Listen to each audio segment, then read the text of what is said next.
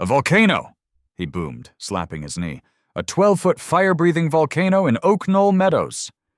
He roared with laughter. "Man, that's rich. You serious?" "Dead serious, Sam," I confirmed. "Can you build the structure? Make it look like real volcanic rock?" "Build it? Buddy, I will sculpt you a monument, a testament to whatever this crazy thing is. Rebar frame, mesh, GFRC, texture, paint. It'll look like it just rose from the Earth's crust. But the fire part? You need a gas guy for that, a good gas guy, and maybe a priest." It all began innocently enough. Picture this: a pleasant Tuesday evening in late September. Air's got that nice crispness to it. I'm out back in my yard. Decent size, typical suburban setup here in Oak Knoll Meadows. Got my trusty portable fire pit going, the one I bought from Home Depot 3 years ago. It's raised off the ground, got a spark screen, everything totally above board. My son, Kevin Jr., he's 14, mostly communicates in grunts and video game references, is actually sitting out there with me. Phone temporarily abandoned, attempting to toast a marshmallow without incinerating it into a sugary cinder. Success. A rare father-son bonding moment brought to you by open flames and processed sugar. The fire crackles merrily. The smoke drifts lazily upwards. Stars are starting to pop out. This, I think to myself, is why I bust my hump at the accounting firm. For quiet moments like this in my own little patch of the American dream. "Nice one, Kev," I say, as he successfully achieves a perfect golden brown marshmallow. "See? Patience." "Whatever, Dad," he grunts, but he's smiling a little as he sandwiches it between 2 graham crackers. That's when the shadow falls. Not literally, the sun had already set. Figuratively. The shadow of Henderson. He appears at the property line, marked by some low HOA-approved decorative shrubs that wouldn't deter a determined chihuahua, let alone contain my beagle, Buster, who is thankfully inside tonight. Henderson's arms are crossed. His face, illuminated by the flickering firelight, looks like he just sucked on a particularly sour lemon. "Peterson!" His voice cuts through the peaceful crackle. It always sounds like an accusation. "Evening, Henderson," I reply, trying to keep the cheer in my voice. "Nice night, isn't it?" "It was," he says pointedly, sniffing the air dramatically. Until the smoke started, again, drifting right over my prize-winning azaleas. And isn't it rather late for recreational burning? I glance at my watch. It's 8:37 p.m. Late? Henderson, the night is young, just making some s'mores with the boy. I gesture with my own marshmallow stick. "Want one?" "Certainly not," he huffs. "Aside from the nuisance smoke, those open flames are a hazard. Sparks fly. Dry leaves accumulate. Are you even aware of the Oak Knoll Meadows guidelines regarding outdoor fire appliances? Oh, here we go. Henderson knows the HOA bylaws better than the people who wrote them. He probably sleeps with a laminated copy under his pillow. It's a contained fire pit, Henderson, I say, patience wearing thin. Got the spark screen on. It's perfectly safe. Safety is subjective when community standards are at risk, he retorts. I trust the Architectural Review Committee will be hearing about this persistent nuisance. And with a final glare at my offending fire pit, he pivots and marches back towards his identically beige house.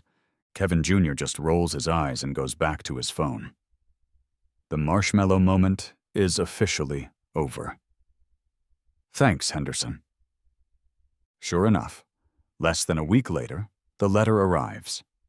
Thick cream envelope, HOA logo embossed in the corner. You know the drill.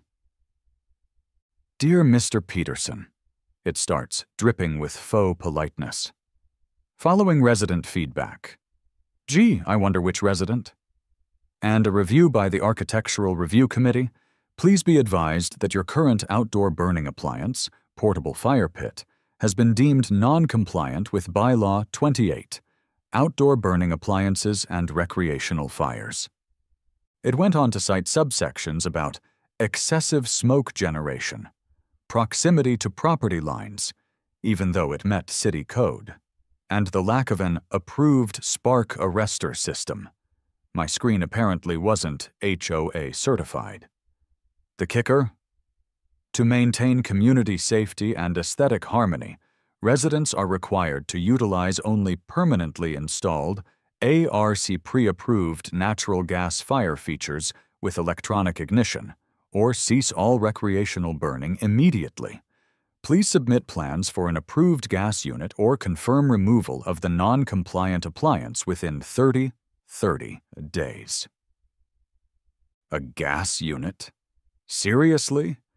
Part of the fun is the wood smoke, the crackle, and the cost of running a gas line out there and buying one of their approved, probably ridiculously overpriced units?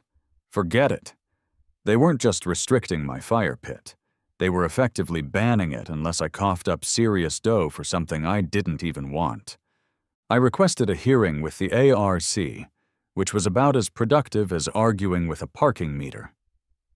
The meeting was held in the clubhouse, presided over by 3 members of the committee, including, naturally, Mr. Henderson himself, looking smug. I presented my case. The pit was safe, used responsibly, far from structures. The spark screen worked. Henderson countered with photos of smoke, drifting, on a particularly windy day, mind you, printouts of articles about house fires vaguely related to outdoor burning, and impassioned testimony about his sensitive respiratory system and the lingering odor on his patio cushions.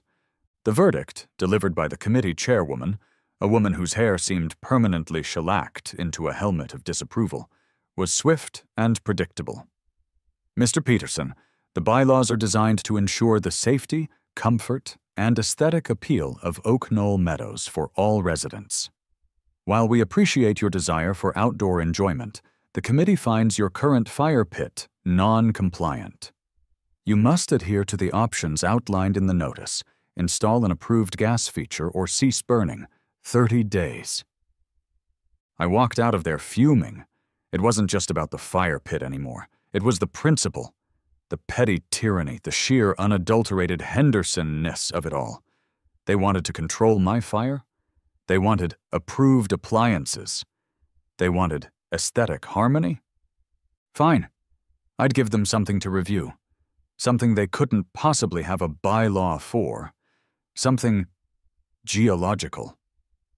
That night, sleep was impossible. I kept replaying the meeting in my head. Henderson's smug, triumphant face. The chairwoman's condescending dismissal. The sheer injustice of having my simple, harmless fire pit effectively outlawed because one guy had a perpetual stick up his... Well, you know, my little slice of backyard serenity gone. It felt personal. It felt like they weren't just attacking a fire pit, they were attacking my right to enjoy my own darn property. I flipped through TV channels, trying to distract myself. News, garbage reality shows, commercials yelling about products I didn't need. Then I landed on some cable channel marathon disaster movies. Cheesy, glorious disaster movies. Volcanoes erupting, heroes running from lava, scientists yelling about magma chambers and tectonic plates. And somewhere between a scene of molten rock engulfing a major city and an ad for discount mattresses, it hit me. Volcano. The idea landed in my brain with the subtlety of a meteor strike. Not a real one, obviously.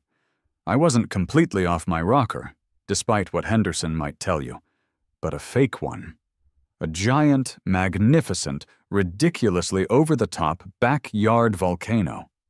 Forget their approved gas units. Forget fighting over smoke. If they wanted to regulate my fire, I'd give them a geological event to regulate. I actually laughed out loud. It was insane, utterly, certifiably nuts. Then I stopped laughing, because the more I thought about it, the more beautiful it became in its sheer, unadulterated absurdity. It was defiance elevated to landscape art. It was malicious compliance on a tectonic scale. My mind started racing. How would you even build such a thing? What would it look like? It needed to be big, obviously, 10 feet high, 12? Enough to make a statement, enough to maybe slightly inconvenience Henderson's precious view of the identical house across the street. It needed a caldera, a crater at the top. And fire. Not just in it, but erupting from it. Propane burners, maybe. Hidden inside, shooting flames upwards on command. Clean burning, no smoke for Henderson to whine about, contained addressing the ARC's supposed safety concerns. Perfect. I grabbed a notepad and started sketching, fueled by righteous anger and the lingering fumes of bad disaster movie CGI. Jagged peaks, rough, rocky texture. Maybe some fissures down the side where I could hide red and orange LED lights for that authentic, impending doom glow. A hidden compartment for the propane tanks. And the master stroke. A remote control, an eruption button. Oh yes, this wasn't just a project. It was performance art. The research phase began immediately. Forget sleep. I was mainlining coffee and Googling things like theme park volcano construction, GFRC sculpting techniques, high-output propane burner systems, and how to hide propane tanks from nosy neighbors. Glass fiber reinforced concrete seemed like the way to go for the structure. Strong, relatively lightweight compared to solid concrete, and sculptable. The fire part was trickier. Multiple burner heads for a more impressive plume, electronic ignition for reliability and remote capability. Safety shutoffs. Lots and lots of safety shutoffs, because even in my spite-fueled haze, I didn't actually want to burn down the neighborhood.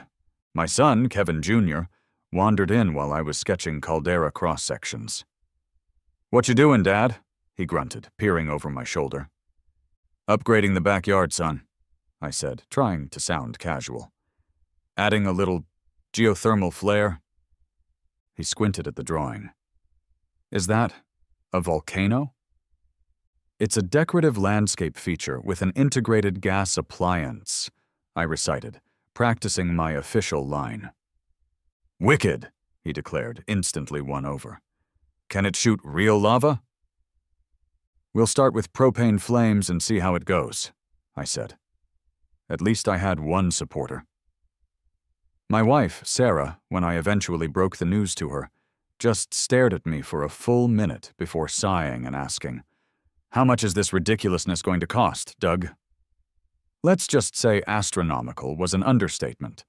But could you really put a price on sticking it to Henderson and the HOA? Okay, yes, you could. And it was high. But maybe worth it. Finding contractors was the next hurdle. You don't just look up volcano builders residential in the yellow pages. I called landscaping companies. They politely suggested water features. I called pool builders. They offered rock grottos but backed away slowly when I mentioned propane flames. Finally, I found Sam's Sculptural Creations. Sam was a local artist, a guy with a long gray ponytail and paint splattered on everything he owned, known for doing large, slightly weird concrete sculptures for parks and businesses. I showed him my sketches. His eyes lit up like I'd just offered him a commission to sculpt the moon. "A volcano!" he boomed, slapping his knee. "A 12-foot fire-breathing volcano in Oak Knoll Meadows." He roared with laughter. "Man, that's rich. You serious?"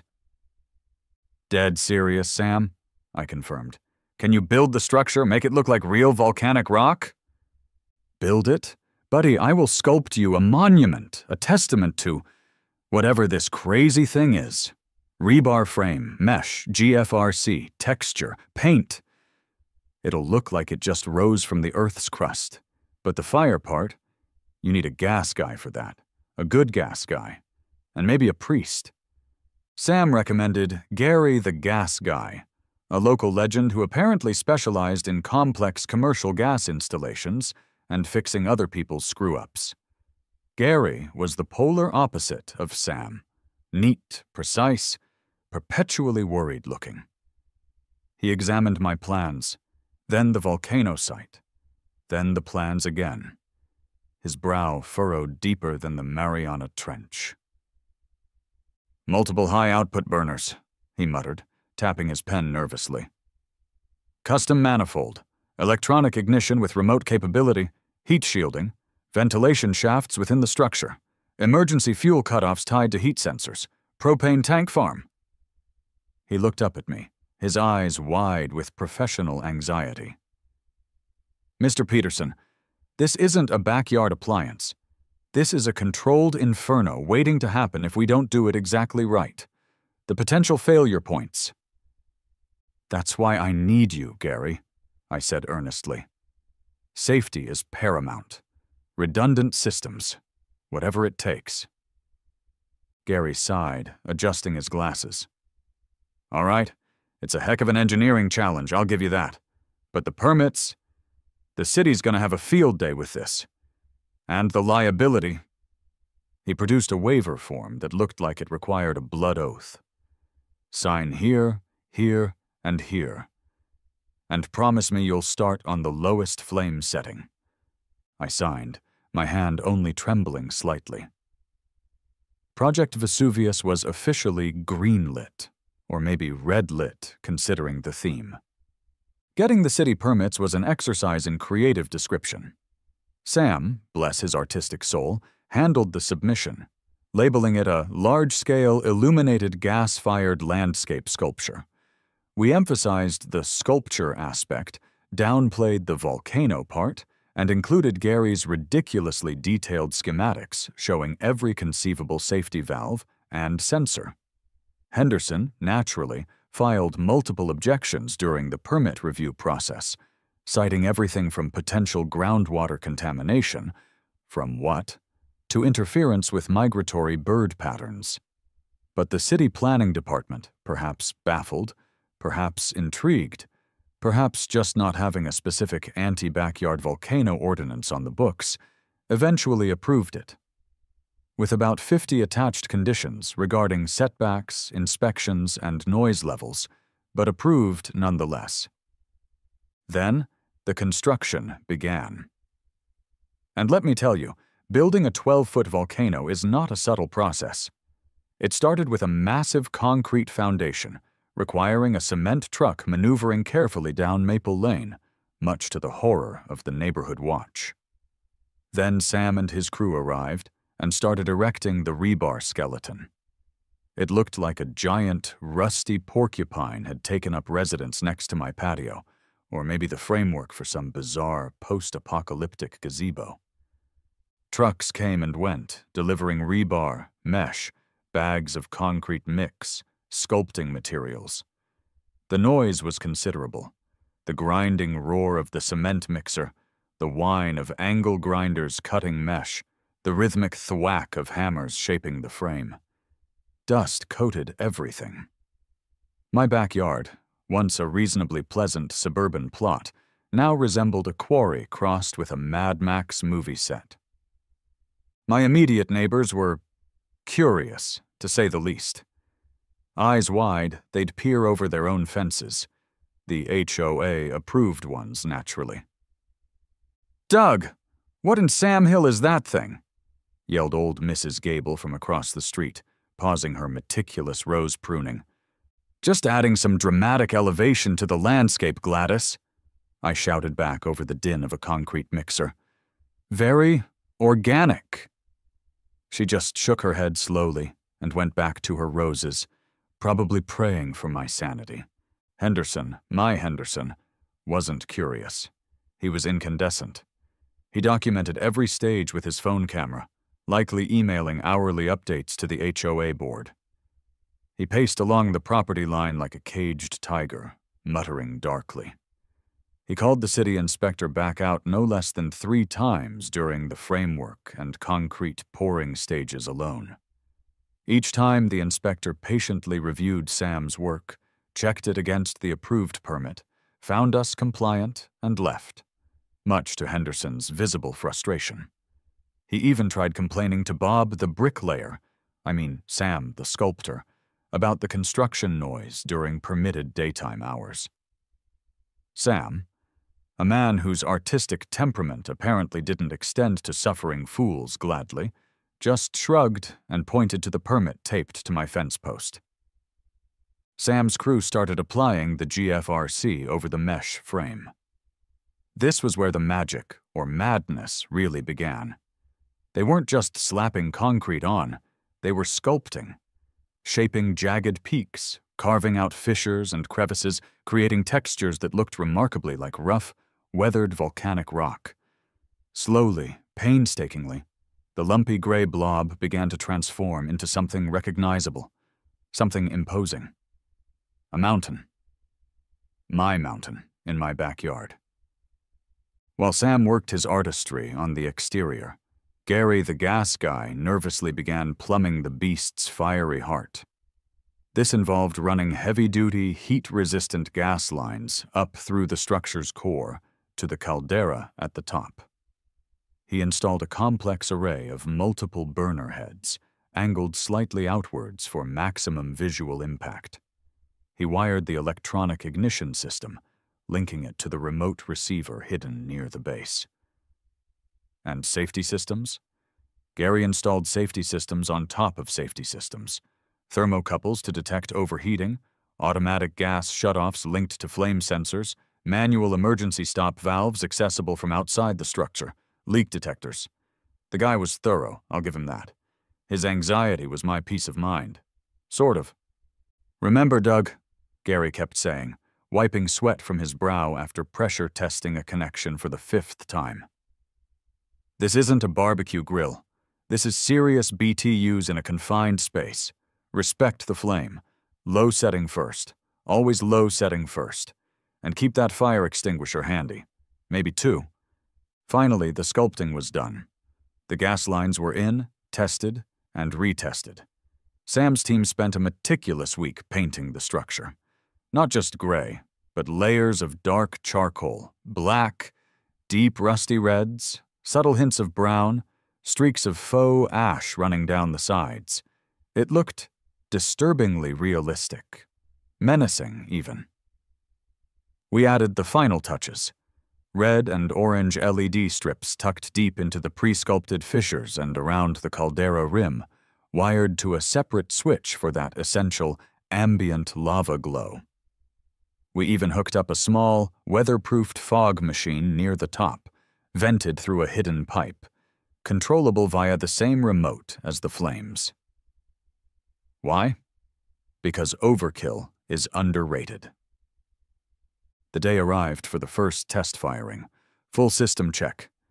Gary was practically vibrating with anxiety, clutching a wrench like a security blanket. Sam looked like a proud, slightly mad scientist eager to see his creation come alive. My son Kevin Jr. had somehow managed to invite half the sophomore class over, despite my explicit instructions otherwise. Teenagers have a communication network that rivals spy agencies. They were buzzing with anticipation in the designated safe viewing zone, aka the patio. Stan, my ever-supportive neighbor in spirit if not location, showed up with a 6-pack and, reassuringly, a large CO2 fire extinguisher. "Just in case, buddy," he grinned. We cleared the immediate area around the volcano, checked the wind, minimal, thankfully, made sure Buster the Beagle was safely locked inside the house, probably wondering what fresh insanity his human was up to now. I held the custom remote control Gary had rigged up. It felt heavy with possibility and potential disaster. It had a simple lava glow button, a smoke effect button, and the main event, a big red, slightly ominous eruption button, with an adjustable intensity dial currently set per Gary's frantic, repeated instructions to its absolute lowest setting. "Okay," I announced. My voice may be an octave higher than usual. "Everybody back? Safety glasses on." I'd bought a bulk pack. Kevin Jr. and his friends were practically bouncing off the patio furniture. Stan gave me a thumbs up and took a swig of beer. Gary wrung his hands and muttered what sounded like a prayer. Sam just grinned wider. From next door, I could clearly see Henderson's face pressed against his upstairs window, phone camera aimed directly at us. Perfect. I pressed the lava glow button. Deep red and orange light pulsed realistically from the caldera and fissures, casting eerie shadows across the yard as twilight deepened. Okay, that looked pretty cool. Moody. I pressed the smoke effect button. A plume of thick, harmless white fog billowed gently from the summit, swirling around the peak. Nice touch. Added atmosphere. All right, I muttered, heart pounding. Here goes nothing, or possibly everything. I took a deep breath, braced myself, and pressed the eruption button. There was a satisfying whoosh as the electronic ignition sparked, followed instantly by a deep roar as multiple propane jets ignited simultaneously inside the caldera. A column of bright yellow-orange flame shot upwards, easily reaching 3, maybe 4 feet high, even on the lowest setting. It danced and flickered, illuminating the entire backyard.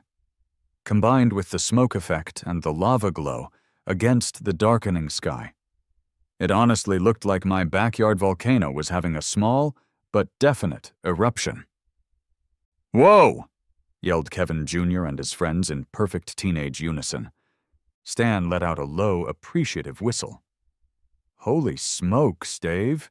You actually did it. It's beautiful."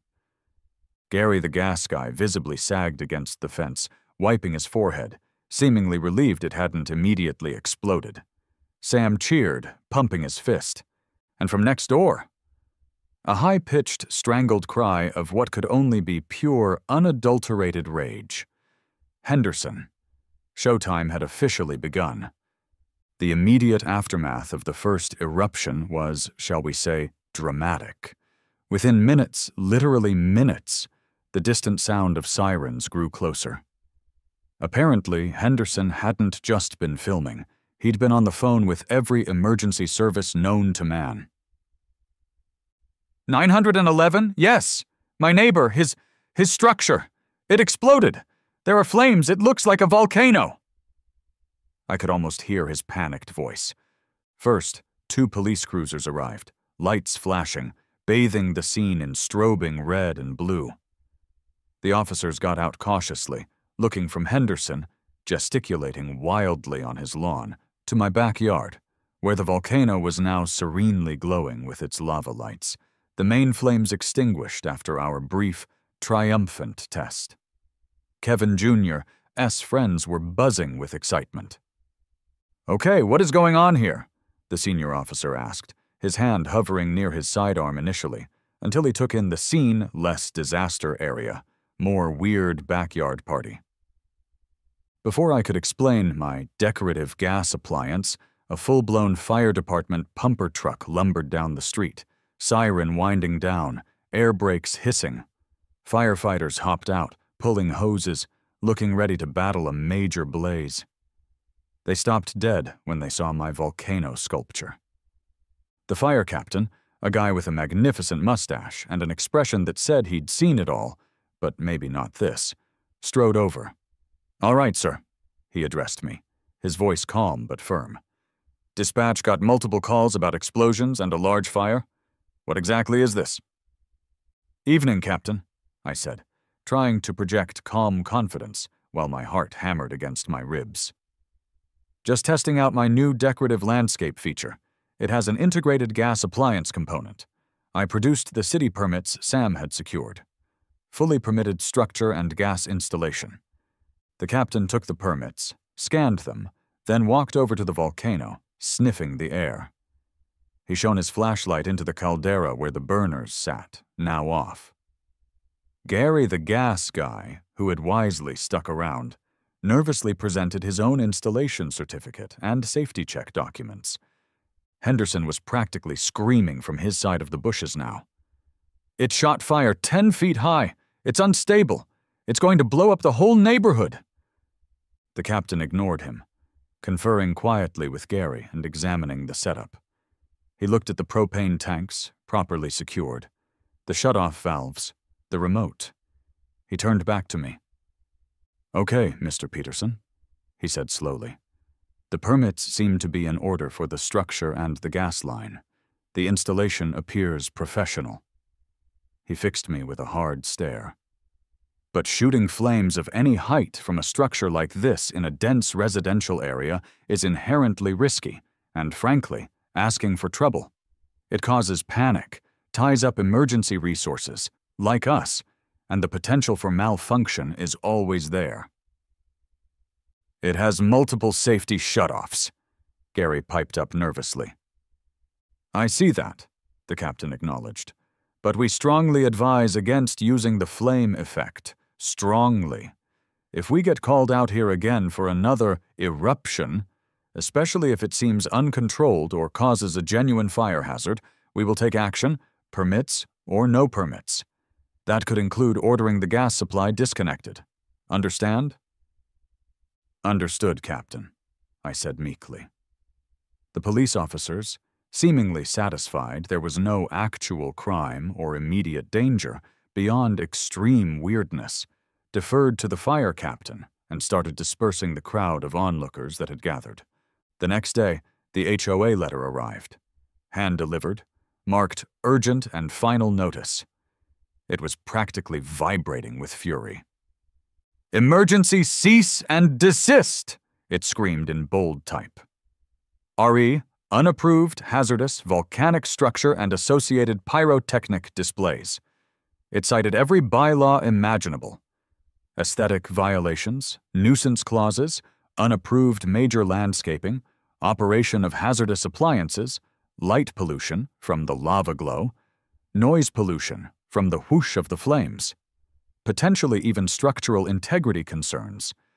It demanded the immediate and permanent disabling of all fire and smoke effects, and the submission of plans for the complete removal of the offending volcanic structure within 15 days, threatening daily fines starting at $500 and immediate legal action. They weren't messing around. But then again, neither was I. Tearing down Mount Doug-Suvius after all that? Not happening. Disabling the fire? Maybe. We'd see. The volcano became the talk of Oak Knoll Meadows. People would drive by slowly. Some neighbors were horrified, siding firmly with Henderson and the HOA about safety and property values. Others were secretly amused, giving me discreet thumbs-ups when Henderson wasn't looking. The kids in the neighborhood universally thought it was the coolest thing ever and kept asking when it would erupt again. I decided to lie low on the eruptions for a bit, letting the official heat die down. But I kept the lava glow LEDs on every night, a subtle, constant reminder. Henderson started leaving printouts of articles about gas explosions on my doorstep. I countered by leaving him brochures for volcano tourism in Hawaii. The HOA scheduled another emergency meeting, this time with their high-priced lawyer present, solely focused on the Peterson volcano crisis, legal remedies and removal options. This was it. The big showdown. Time to defend my mountain. The emergency HOA meeting felt less like a community gathering and more like a war council planning a siege. The air in the clubhouse basement was thick with tension and the smell of stale coffee. Henderson sat front and center, flanked by the HOA board and a sharp-suited lawyer who looked like he ate bylaws for breakfast. I came armed with my permits, Gary the gas guy's safety certifications, photos of the construction process, and a defiant attitude. Stan came too, mainly, I think, for the free drama and bad coffee. Henderson and the lawyer presented their case first. Slideshows. Pictures of my volcano from unflattering angles. Testimonials from anonymous, but likely coached neighbors. About fear, noise, smoke, even though the propane didn't smoke, and plummeting property values. The lawyer droned on about deed restrictions, aesthetic covenants, nuisance laws, and the board's fiduciary duty to protect the community from me and my volcano, apparently. They demanded immediate dismantling. Then it was my turn. I stood up, trying to channel calm reason over simmering rage. "Mr. President, members of the board, Mr. Esquire," I began, holding up my city permits. "Let's be clear. The structure itself, the Volcano, is a fully permitted decorative landscape sculpture with integrated gas appliance feature, according to the city of Pleasantville. It meets all building codes for height and setback." I held up Gary's gas installation certificate. The gas appliance component was installed by a certified professional, meets all safety codes, includes multiple redundant safety features, and also passed city inspection. I addressed the complaints. Noise? The eruption sound is a brief whoosh, far less disruptive than, say, lawnmowers or leaf blowers used constantly. Smoke? There is none. It's clean-burning propane. Lights? The lava glow is low-wattage LED, less intrusive than many landscape lighting systems. And the aesthetics? I paused, looking directly at Henderson. Mr. Henderson finds it displeasing. Fair enough, but aesthetics are subjective. The HOA bylaws, while detailed about fences, are remarkably vague about large-scale, permitted sculptural gas appliances designed to look like volcanoes. There is no specific prohibition. The lawyer jumped back in, sputtering about intent and spirit of the community and inherent hazards. Henderson muttered about eyesores and maverick behavior. Arguments flew back and forth. It got heated. People yelled. Abernathy might have actually woken up for a minute. Just as the board was about to vote on authorizing the lawsuit for forced removal, a voice piped up from the back. It was Mrs. Gable, a quiet older lady I barely knew. "Excuse me," she said softly but clearly. "My grandchildren visited last week. They saw Mr. Peterson's mountain. They thought it was wonderful. They pretended they were explorers. It seems rather imaginative, doesn't it? More interesting than another beige wall." A stunned silence fell. Someone defending the volcano? Henderson looked like he might faint. The board members exchanged uneasy glances. Mrs. Gable's comment didn't stop the legal threats, but it planted a seed of doubt, a crack in the unified wall of outrage. The vote to sue was tabled, pending further legal review and another strongly worded demand that I disable the fire feature permanently. That meeting, plus the fire captain's earlier warning and the sheer cost of propane for the eruptions, made me think. Maybe the point had been made. Maybe the volcano didn't need to breathe fire to be a statement. So I called Gary the gas guy one last time. "Gary," I said, "hypothetically, how would one safely and permanently disable the burner system while leaving the structure intact?" Gary sighed with what sounded like profound relief and walked me through the process. The next weekend, I disconnected the main propane feed, capped the lines properly, and removed the remote ignition components. Mount Doug Suvius was officially dormant. I even sent a certified letter to the HOA, CCing my lawyer, confirming the permanent disabling of the gas feature, transforming it officially into purely a decorative landscape sculpture. What happened then? Well, the HOA lawyer sent back a skeptical acknowledgement, but seemed to pause the immediate lawsuit regarding the fire hazard. They still grumble about the structure itself, the unapproved style, the sheer size.